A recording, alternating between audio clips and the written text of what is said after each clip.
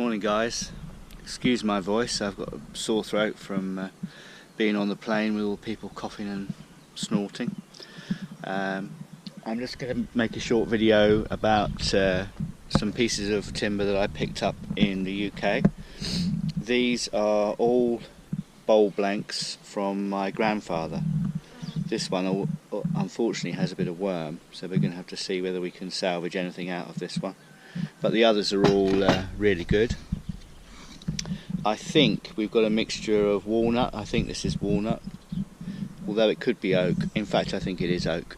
You can see the gold banding. I don't know if you can catch that in the sun. Actually, I think they've just got stained over the years, and in fact I think it's all oak. But I'm going to start cleaning up. This has got some checking in it, as you can see. It might just be me, but I think this wood is drying out because of our climate here. Even since I bought it here, it seems to be checking. So I'm actually going to put some linseed oil into it in a moment, just to see if we can stabilise it. I think it's checking more. Now it's here, although I didn't really examine it when I was in the UK, so I'm not certain. So I've actually already made a bowl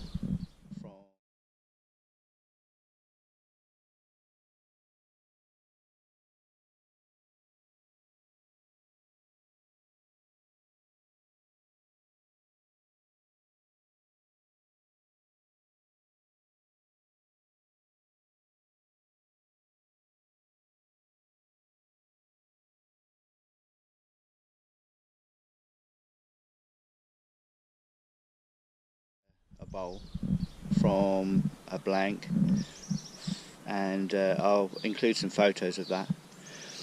The history of this wood: my grandfather built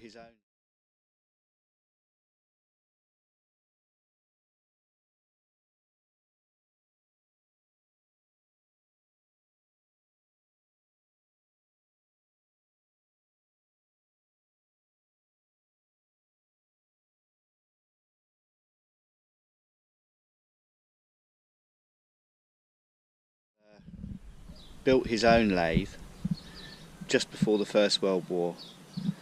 He saved for a year to buy the electric motor, because at that time electric motors were very, very difficult to come by. So he saved for a year and bought the electric motor, and then he made his own lathe with wooden pulleys, etc. And my brother still has that lathe, although it's in pieces. So at some point we'll put it back together. So these are his bowl blanks that he would have turned probably just before he went to the First World War. I'll include a couple of pictures in the video of him when he was in the trenches. His job in the First World War was to repair the aeroplanes, because of course all the aeroplanes were made of wood. So I've got a few photos of him and the planes that came down, and a bit of history there as well. So these are 100 years old prior to me getting my hands on them, and probably 250-year-old trees. So, you know, 350-year-old pieces of timber. So we're going to turn them and see what we can get out of them.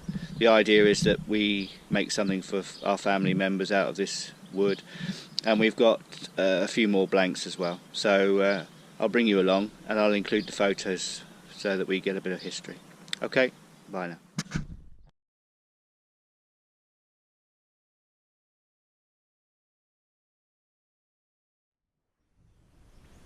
Okay guys, so I've got an emulsion. Well, it's not an emulsion yet. I've got pretty much 50-50, what in England we call methylated spirits, and in the US burning alcohol. And by mixing up an emulsion of this, it makes the oil very thin, and it carries the oil further into the timber. This is what furniture makers do. I don't know if you can see how that's blending. So we're getting a real emulsion there now.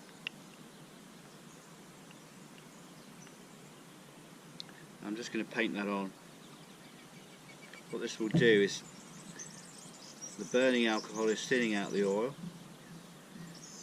it will carry the oil further into the wood, and then the burning alcohol evaporates.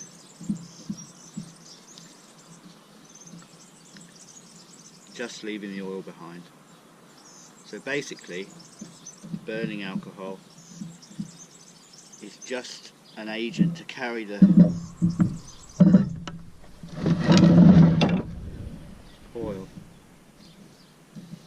into the timber. We want to get the oil further in. Of course, there's surface tension which is trying to stop the oil going in, so we're trying to break that down. If you just put the oil on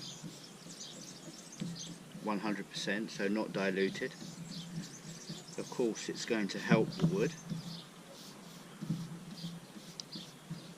but it's not going to penetrate as far as it could penetrate. And I'm just trying to get this in. It's not for a finish, it's just to try and stabilise this a little bit.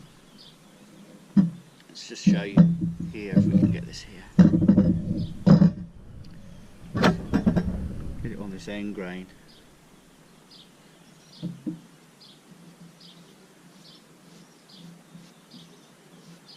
It's going to really carry that in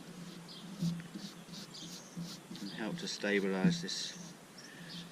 It might be my imagination, but I just think that we have so low humidity here. I mean, I can cut fresh timber, stack it, cut it over length, and in 2 to 3 weeks I can be using it here. It's like having an outdoor kiln. I've got some appointments later on this morning, so I'm going to have to do this in stages. But it's been playing on my mind about this checking, so I've just wanted to come out here initially and at least get this oiling done, so that it stands a good chance of survival.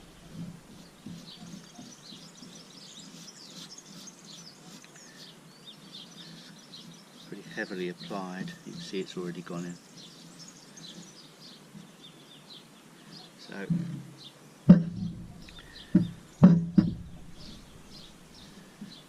it's certainly not going to do it any harm.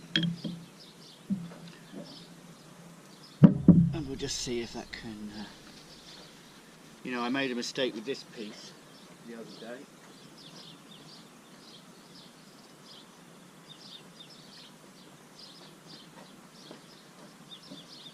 I actually left this on the bench, and I'm sure it's checked much worse. I mean, it has. I'm sure it has. You can see here. It's really checked badly. I may have lost it. Let's see. I'm not prepared to lose it. What I'll do is if it has gone so much that we can't get the intended bulbs out of it, I'll try and get something else out, or I will bond it back together, or I'll use some epoxy and some colour to fill the cracks in and bring it back together. And then we'll still have this historical, for my family, wood in the family.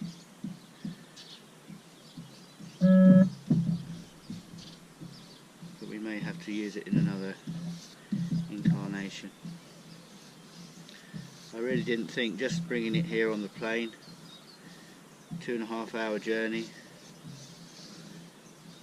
and we've been back now. This is the 4th day we've been back. I really didn't think this timber would be affected either at all, or certainly so quickly. It's really dried out very, very fast. It just shows that even though it's 350 years old, it's still vulnerable to changing conditions.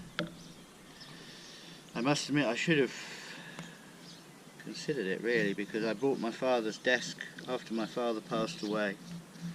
I bought my father's desk here, which is a solid mahogany desk, which we have in the house, and all of the end panels opened up on that very quickly, even though it was indoors out of the sun. It's the lack of humidity here that's both our friend and also our enemy. So, this has really opened up for sure.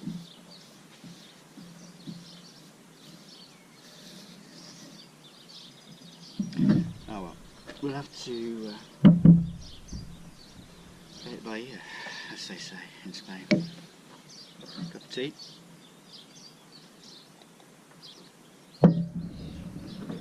Check messages. People keep bothering me on this thing,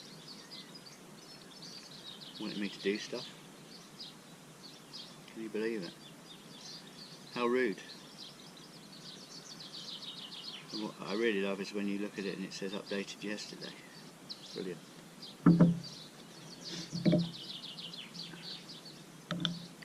I'm just going to throw some oil on all of these. These actually have been inside the house. I've just brought them out, so hopefully these are less affected by the change. I already see there's some checking on this though. I don't know what this lighter timber is. I've got two pieces of this.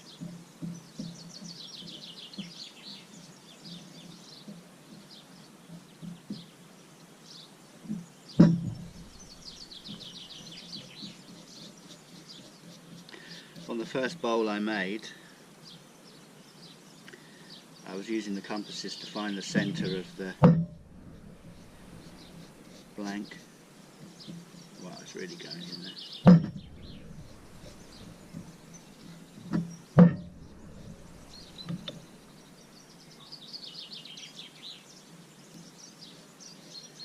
Absolutely drawing it in like crazy. It's the end grain that really suffers.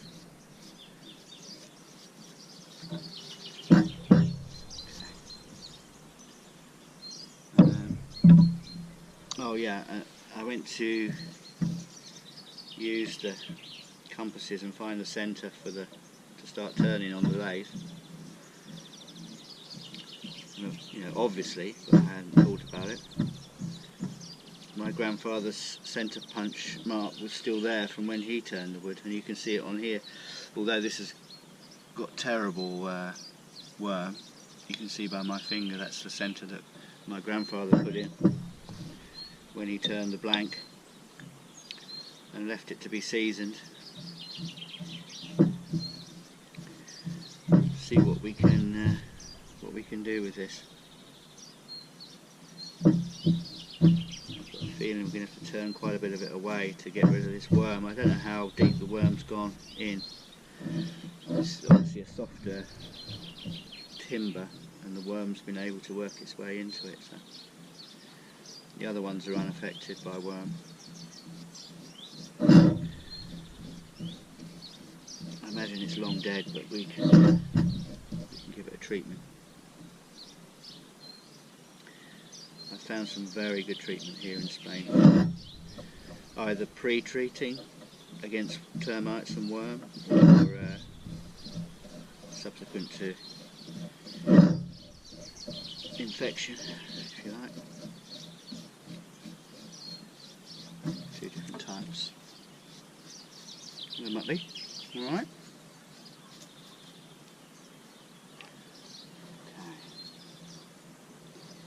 I'll turn that in a minute. Ah, I've done it. Okay.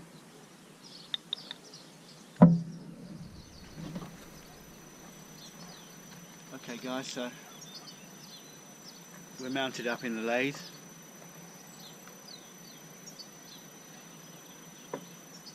I'm going to use a bowl gouge. It's not completely sharp, but it's sharp enough. I'll sharpen it up in a moment.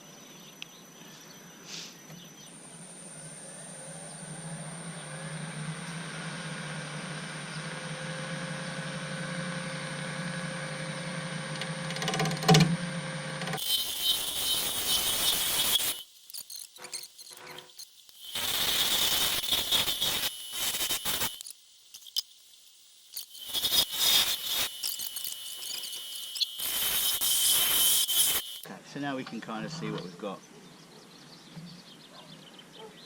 Plenty of worm.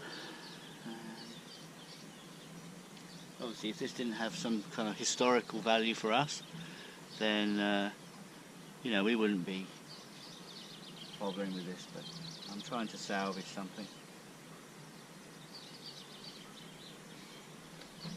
Just wondering how deep those worm are. I'm not getting too much here at the bottom. So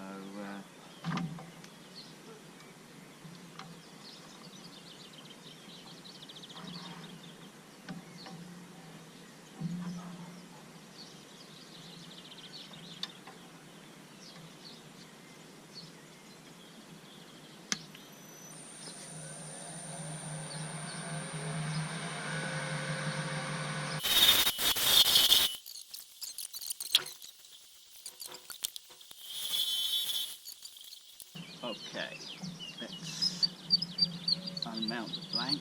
I put a kind of dead end centre in, so you don't get too much penetration here.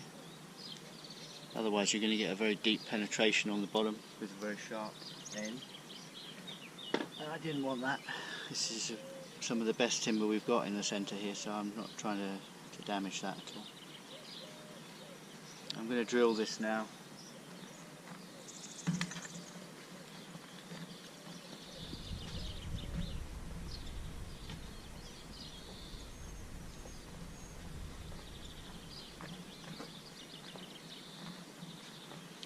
I've got a very simple squaring jig.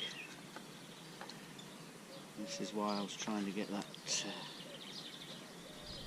as flat as possible.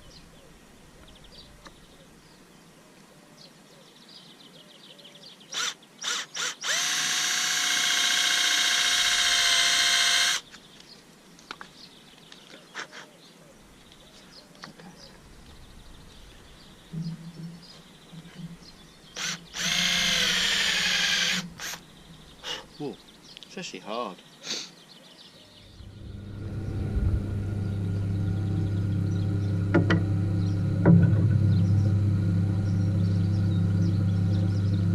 Okay, so it's the afternoon now.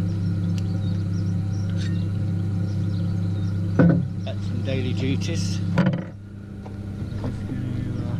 Sharpen up.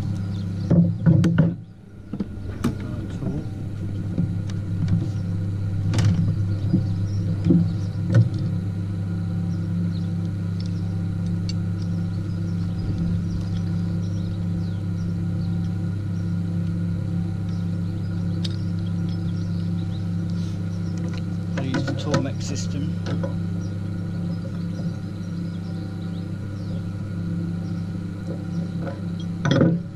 This is a T7. Tormek T7.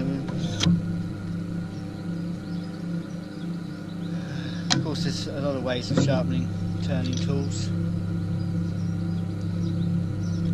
The thing with the Tormek is repeatability.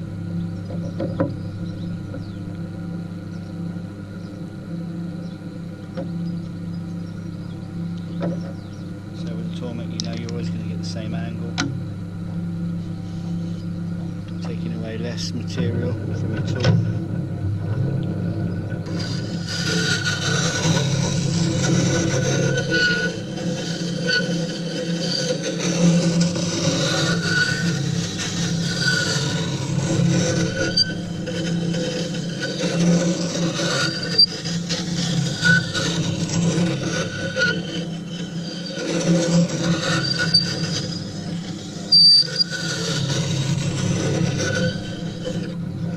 It's a wet system, so there's no heat involved. And that's all we need. We've got a little burr there now. Take the burr off of the wheel here. That's it. So we've got a really sharp edge on that now.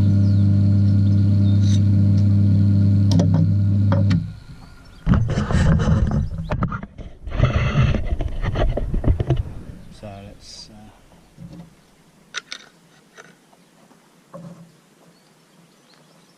set this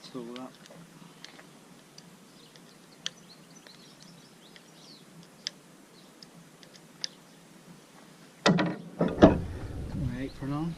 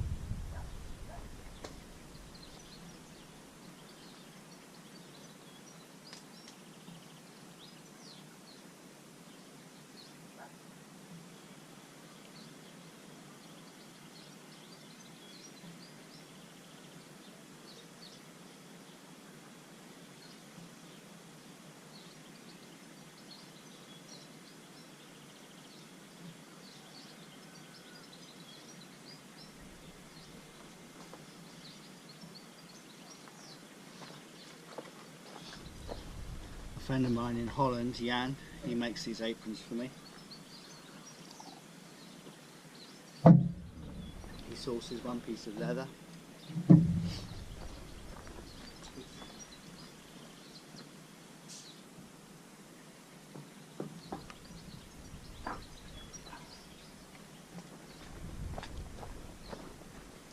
Which is pretty hard to do at this size. So I have to wait a while he finds the leather for me. Now these are those blanks that we oiled up this morning. I'd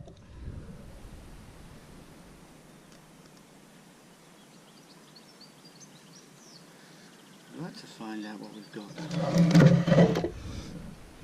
This. Middle's not so good.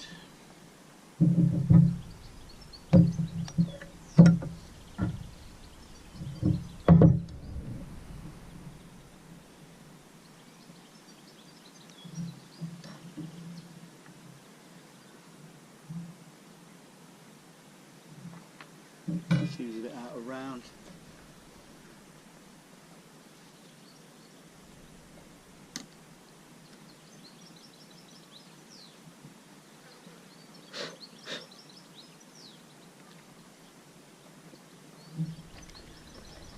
So we'll do a best guess on the compasses.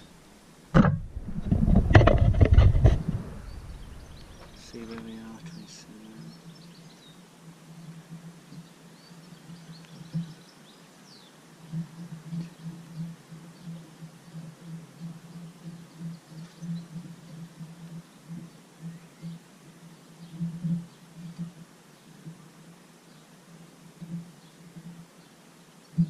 Let's give that a try and see where we are with that.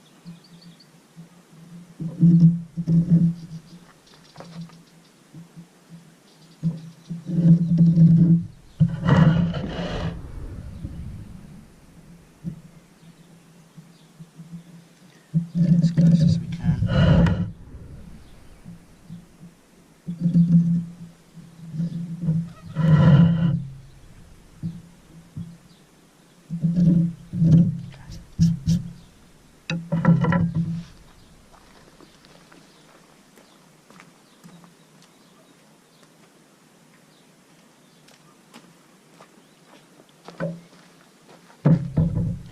We're going to mount this on the screw. So, see if we can find it, of course. La, la.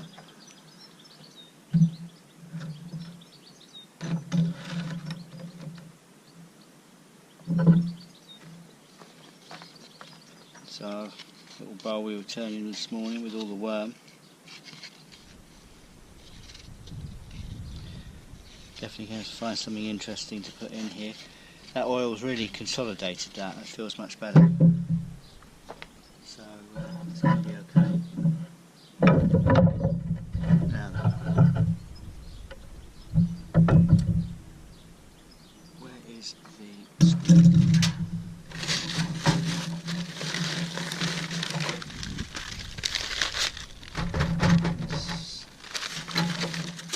A screw.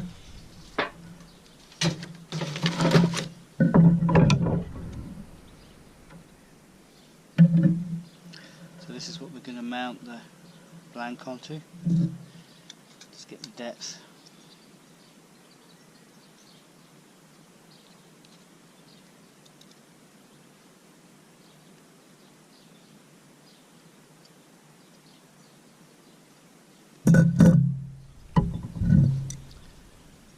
We know the diameter of the hole. So a simple jig.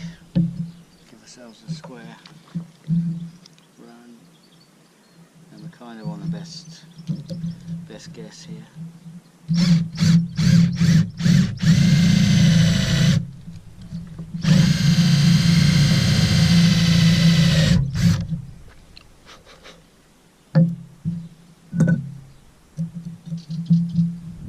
That'll do. A little dab will do, yeah. Hopefully that will hold. I might have to just bring up the tailstock on that just to be sure. Yeah, I think we'll be okay. So we can run this in the truck.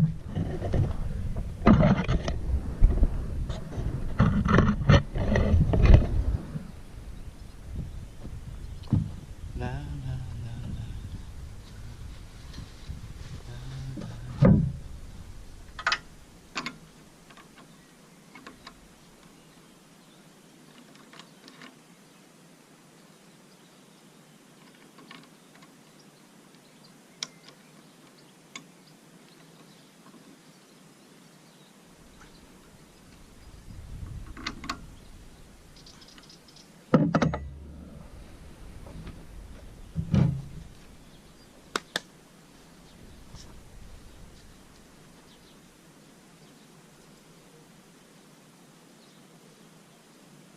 Yeah. Okay. Does not like that much.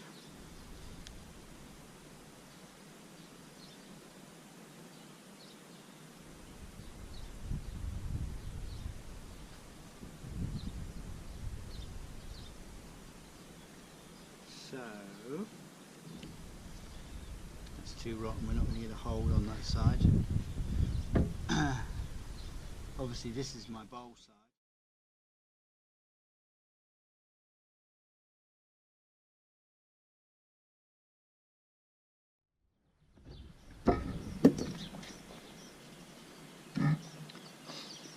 Good morning, guys. This is the third part of the same video. We're the next morning now. I left this overnight and had a rethink because yesterday afternoon we just weren't getting anywhere with it, and it's mostly due to the rot that was in the centre. I just couldn't get to a good place on either side to really start working from, so I had a rethink overnight, and I spared you the process, but we've basically gone in on the bowl side again with the screw chuck, and now we've got a good centre and we're well fixed, and we've got something to work from.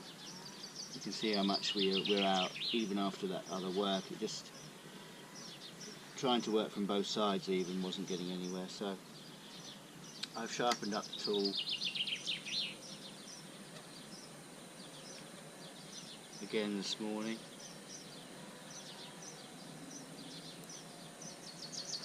We'll just try and true everything up before we start.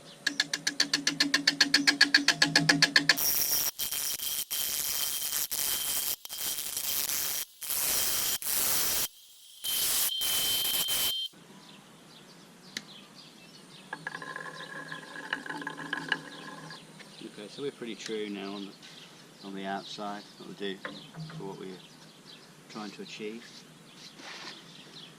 Now, let's come across the bottom, and we'll just